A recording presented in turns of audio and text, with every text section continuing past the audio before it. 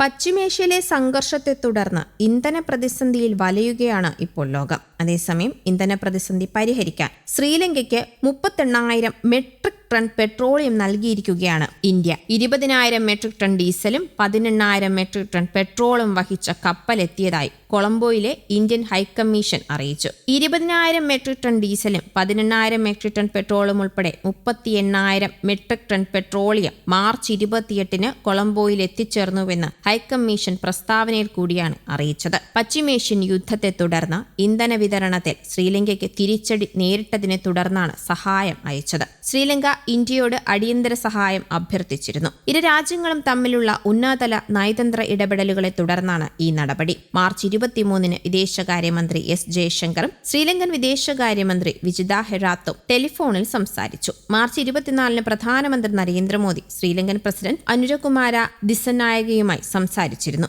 ഇന്ധനം ലഭിച്ചതിന് പിന്നാലെ ശ്രീലങ്കൻ പ്രസിഡന്റ് അനുരകുമാര പ്രധാനമന്ത്രി നരേന്ദ്രമോദിയെ നന്ദിയും അറിയിച്ചു. ഇന്ത്യയുടെ പിന്തുണയ്ക്ക് നന്ദി. 38,000 മെട്രിക് ടൺ ഇന്ധനം ഇന്നലെ കൊളംബോയിലെത്തി. വിദേശകാര്യമന്ത്രി എസ് ജയശങ്കറിനും എന്റെ നന്ദിയെന്നും അദ്ദേഹം കൂട്ടിച്ചേർത്തു. അടിയന്തര ഇന്ധന വിതരണത്തിന് ശ്രീലങ്കൻ പ്രതിപക്ഷ പാർട്ടിയുടെ നേതാവ് സജിത് പ്രേമദാസ ഇന്ത്യയോട് നന്ദി പറഞ്ഞു. US-ഇറാൻ സംഘർഷവും ഹോർമുസ് കടലിടുക്കിലെ ഉപരോധവും കാരണം ശ്രീലങ്ക IOCയുമായി കരാറുള്ള വിതരണക്കാർക്ക് വിതരണത്തിന് സാധിച്ചില്ല. ഇത് കാരണം ഇന്ത്യയിൽ നിന്ന് IOCLൽ നിന്ന് രക്ഷാപ്രവർത്തനത്തിനുള്ള സാധനങ്ങൾ അഭ്യർത്ഥിക്കുകയായിരുന്നു. രാജ്യത്ത് LPG സിലിണ്ടറുകളുടെ വിതരണ വിഹിതം വർദ്ധിപ്പിക്കാൻ ഒരുങ്ങുകയാണ് ഇപ്പോൾ കേന്ദ്ര സർക്കാർ. ഗാർഹിക വാണിജ്യ സിലിണ്ടറുകൾക്കാണ് മുൻഗണന നൽകുന്നത്. നേരത്തെ മുൻഗണന നൽകിയിരുന്ന ആശുപത്രി, സ്കൂൾ എന്നിവയ്ക്കും യഥാക്രമം സിലിണ്ടറുകൾ വിതരണം ചെയ്യും. ഹോർമുസ് കടൽ താണ്ടി 18 കപ്പലുകൾ കൂടി ഇന്ത്യയിലേക്ക് എത്തുന്നതോടെ പരിധിവരെ പ്രതിസന്ധി പിടിച്ചു നിർത്താനാകുമെന്നാണ് പെട്രോളിയം മന്ത്രാലയം വ്യക്തമാക്കുന്നത്. ഇറാന്റെ അനുമതിക്കായി നയതന്ത്ര ചർച്ചകൾ നടക്കുന്നതായി വിദേശകാര്യ മന്ത്രാലയം അറിയിച്ചു. അതേസമയം പെട്രോൾ, ഡീസൽ, പാചകവാതക സിലിണ്ടർ എന്നിവ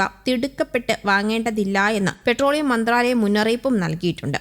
LPG ടാങ്കറുകളായ BWELM, BWTYR എന്നിവയ്ക്കാണ് ഹോർമുസ് കടലിടുക്ക് കടക്കാൻ ഇന്നലെ അനുവാദം ലഭിച്ചത്. 2 കപ്പലുകളും ചെന്നൈ ആസ്ഥാനമായുള്ള BW ഗ്ലോബൽ യുണൈറ്റഡ് LPG കമ്പനിയുടേതാണ്. 4 ക്രൂഡ് ഓയിൽ ടാങ്കറുകൾ, 1 LPG ടാങ്കറുകൾ ഉൾപ്പെടെ 18 ഇന്ത്യൻ കപ്പലുകളാണ് ഹോർമുസിൽ തുടരുന്നത്. അതേസമയം പെട്രോൾ പമ്പുകൾ വഴിയും റേഷൻ കടകൾ വഴിയും മണ്ണെണ്ണ വിതരണത്തിന് അനുമതി നൽകിയിരിക്കുകയാണ് കേന്ദ്ര സർക്കാർ. പാചകവാതക ക്ഷാമം തുടരുന്ന സാഹചര്യത്തിലാണ് മാനദണ്ഡങ്ങളിൽ കേന്ദ്ര പെട്രോളിയം മന്ത്രാലയം താൽക്കാലികമായി ഇളവ് വരുത്തിയത്. മണ്ണെണ്ണ മുക്തമായ 21 സംസ്ഥാനങ്ങളിലും കേന്ദ്രഭരണ പ്രദേശങ്ങളിലും തിരഞ്ഞെടുക്കപ്പെട്ട പെട്രോൾ പമ്പുകളിലൂടെയും റേഷൻ കടകളിലൂടെയും മണ്ണെണ്ണ ലഭ്യമാക്കാനാണ് ഉത്തരവ്. ഒരു ജില്ലയിൽ 2 പെട്രോൾ പമ്പുകളാണ് മണ്ണെണ്ണ വിതരണത്തിന് തിരഞ്ഞെടുക്കപ്പെടുക. 5000 ലിറ്റർ മണ്ണെണ്ണ സൂക്ഷിക്കാനാണ് അനുമതി. 2 മാസത്തേക്കാണ് ഇളവ് അനുവദിച്ചത്. അതേസമയം യുദ്ധത്തിന് അറുതിയില്ലാത്തതും ഹോർമുസ് കടലിടുക്കിൽ ഇറാൻ നിലപാട് കടുപ്പിക്കുന്നതും കരയുദ്ധത്തിന്റെ സാധ്യതകളും രാജ്യാന്തര ക്രൂഡ് ഓയിൽ വിലയെ കൂടുതൽ ഉയരത്തിലേക്ക് നയിക്കുകയാണ്. ഇറാന്റെ പിന്തുണയുള്ള യമനിലെ ഹൂതി വിമതർ